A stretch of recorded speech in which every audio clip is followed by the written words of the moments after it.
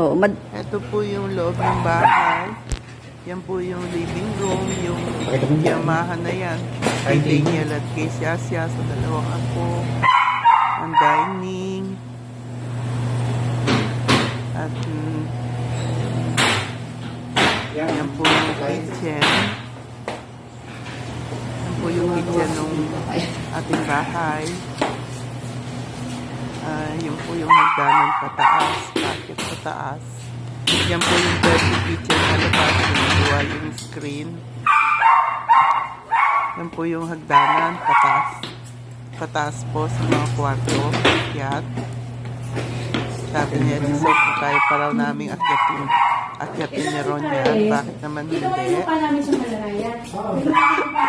Si Libay nga, wait ko eh. Ayan, bedroom po yan. Bedroom. At yan po yung pinaka-foyer niya. Bedroom din po yan. Natambakan lang ng kung ano-ano.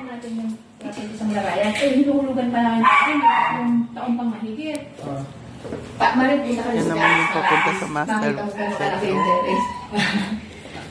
Meron siyang sariling bathroom dyan. Ang master bedroom. Ayan. Bathroom sa master bedroom.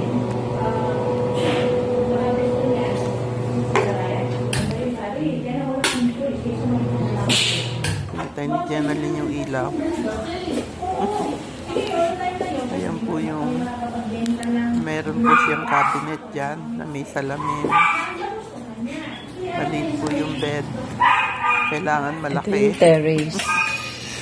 Ito po naman yung papunta sa veranda niya sa taas. Ayan. May bubong po siya. Kaya gagawin daw maliit room yan ni Jenaline.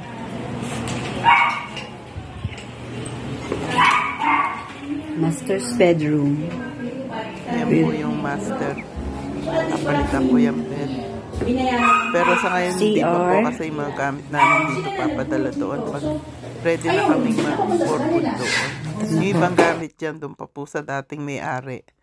Ayan po yung harapan ng bahay. Gusto ko burgundy lahat pati yung bakod niya. Ayan po.